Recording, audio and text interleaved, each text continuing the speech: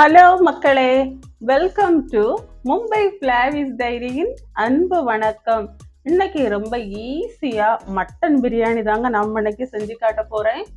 சீக்கிரமா எப்படி செய்யலாம் அப்படிங்கிற செய்முறை விளக்கத்தோட அடிப்பொலியான மட்டன் பிரியாணி வருதுங்க. நம்ம வீடியோ பார்க்கறதுக்கு முன்னாடி கண்டிப்பா நம்ம வீடியோவுக்கு லைக் பண்ணுங்க, ஷேர் பண்ணுங்க, கமெண்ட் பண்ணுங்க, சப்ஸ்கிரைப் பண்ணுங்க, அந்த பெல் ஐகானையும் அடிச்சிருக்க. அப்பதான் நான் போடுற ஒவ்வொரு வீடியோவோட நோட்டிபிகேஷன் உங்களுக்கு வந்து சேரும். சரி வாங்க பிரியாணி செய்முறையை பார்த்துட்டு வந்துடலாம். இப்போ நம்ம மட்டன் பிரியாணி செய்ய ஆரம்பிச்சிடலாம். நான் 1 கிலோ மட்டன் வாங்கி நல்லா சுத்தம் பண்ணி வச்சிருக்கிறேன். இப்போ ஒரு குக்கரில் 1 ஸ்பூன் எண்ணெய் ஊற்றிட்டு நம்ம கழுகி சுத்தம் பண்ணியிருக்கிற மட்டனை அதில் சேர்த்துக்கலாம். நல்லா மிக்ஸ் பண்ணிடலாம். கொஞ்சம் கலர் கொஞ்சம் சேஞ்ச் ஆகிற வரைக்கும் இங்கே பாருங்கள் நல்லா மிக்ஸ் பண்ணி எடுத்துட்டேன். இதில் வந்து இஞ்சி பூண்டு விழுது 1 டேபிள் ஸ்பூன் சேர்த்துருக்கிறேன். மஞ்சள் தூள், கரம் மசாலா பவுடர், உப்பு தேவையான அளவுக்கு சேர்த்தாச்சு. இது நல்லா மிக்ஸ் பண்ணி விட்டுக்கலாம். நல்லா மிக்ஸ் பண்ணிவிட்டு 1 கிளாஸ் தண்ணி ஊற்றிக்கலாம். ஜாஸ்தி வேண்டாம், 1 கிளாஸ் அளவுக்கு மட்டும் போதும். மட்டனில் ஏற்கனவே தண்ணி இருக்கும். இப்போ அதை மூடி போட்டு ஒரு 7லிருந்து 8 விசில் வர்ற வரைக்கும் வேக வச்சிடலாம். அப்புறம் இன்னொரு பிரியாணி பாத்திரத்தில் நான் வந்து 2 டீஸ்பூன் அளவுக்கு நெய் சேர்த்துருக்கிறேன். நீங்கள் அதிகமாக சேர்க்க விருப்பம் இருக்கிறவங்க சேர்த்துக்கோங்க.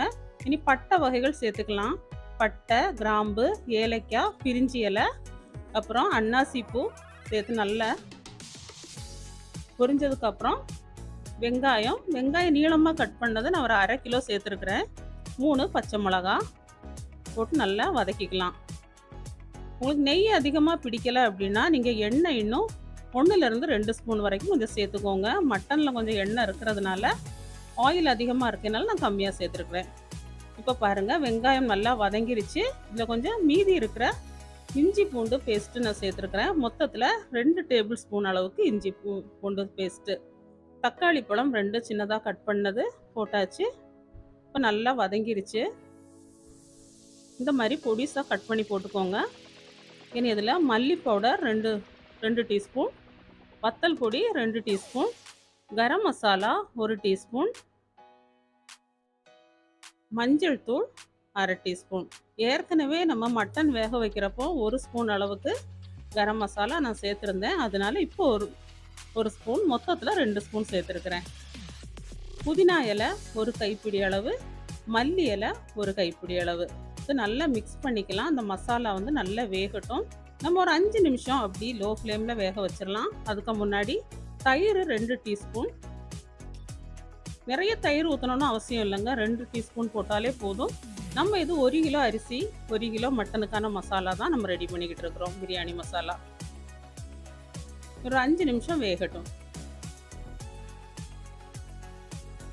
பார்த்தீங்களா அப்படி நல்லா வெந்து எண்ணெய் எல்லாம் அப்படியே வெளியில் வந்துருச்சு. இப்போ நான் 1 கிலோ அரிசி 20 நிமிஷம் ஊற வச்சுருக்கிறேன்.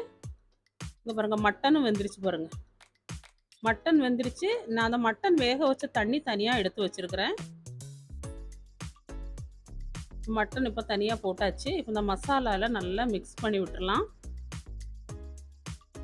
மிக்ஸ் பண்ணதுக்கு அப்புறமா நான் 20 நிமிஷம் ஊற வச்ச பாஸ்மதி ரைஸு இந்த கிளாஸில் தாங்க நான் எடுத்தேன். 4 கிளாஸு, அதாவது 1 கிலோ அரிசிங்க. 4 கிளாஸ் அரிசிக்கு 6 கிளாஸு தண்ணி ஊற்றணும். இப்போ இந்த 20 நிமிஷம் ஊற வச்ச இந்த பாஸ்மதி ரைஸை நம்ம சேர்த்துக்கலாம். நல்லா மெதுவாக கிளறி விடுங்க, ரொம்ப ப்ரெஷர் கொடுக்க வேண்டாம், அரிசி வந்து உடஞ்சிரும். பார்த்தீங்களா இந்த மாதிரி கொஞ்சம் நல்லா மிக்ஸ் பண்ணி எடுத்துக்கோங்க.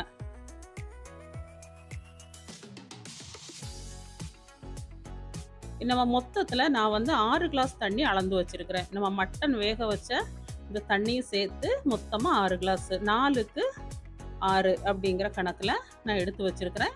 எல்லா தண்ணியும் இப்போ சேர்த்தாச்சு. நல்லா மிக்ஸ் பண்ணி விட்டுறலாம். நல்லா மிக்ஸ் பண்ணிவிட்டு கொதித்ததுக்கு அப்புறமா நம்ம ஒரு பாதி லெமனை புழிஞ்சு விட்டுறலாம். தேவையான அளவுக்கு உப்பு வந்து நீங்கள் செக் பண்ணி பார்த்துக்கோங்க. உங்களுக்கு எந்த அளவுக்கு வேணுமோ அந்த அளவுக்கு போட்டுக்கலாம். லெமன் ஜூஸ்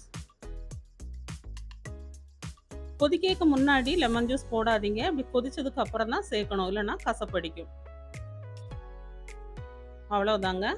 இப்போ பொரிச்சு வச்சிருக்கிற முந்திரி பருப்பு நான் கொஞ்சம் ஃப்ரை பண்ணி வச்சுருந்தேன், அதுவும் சேர்த்தாச்சு. இனி இப்படி மூடி போட்டு ஒரு 10 நிமிஷம் நம்ம வேக வச்சிடலாம். 10 நிமிஷத்துக்கு அப்புறமா ஒரு தோசை கல் மேலே நம்ம வந்துட்டு பிரியாணி பாத்திரத்தை எடுத்து வச்சு லோ ஃப்ளேமில் வச்சிடலாங்க. அதுக்கு மேலே நல்லா சூடு பண்ண இன்னொரு தோசைக்கல்லை எடுத்து வச்சிட்டோன்னா அப்படியே ஒரு 10 நிமிஷம் விட்டுருங்க. 10 நிமிஷத்துக்கு அப்புறமா ஸ்டவ் ஆஃப் பண்ணிவிட்டு இன்னும் ஒரு 10 நிமிஷத்துக்கு அப்புறம் நம்ம ஓப்பன் பண்ணி பார்க்கலாம். பார்த்தீங்களா, ஏற்கனவே நான் ஆஃப் பண்ணி 10 நிமிஷம் ஆயிடுச்சு. அதுக்கப்புறமா நம்ம இப்போ தட்டு ஓப்பன் பண்ணியிருக்கிறோம். இப்போ பாருங்கள், ஆஹாஹா கம்ம கம்மன்னு அப்படி சூப்பராக, ஐயோ அவ்வளோ வாசனைங்க. வீடு ஃபுல்லாக கம கம்மன்னு பிரியாணி மனம்.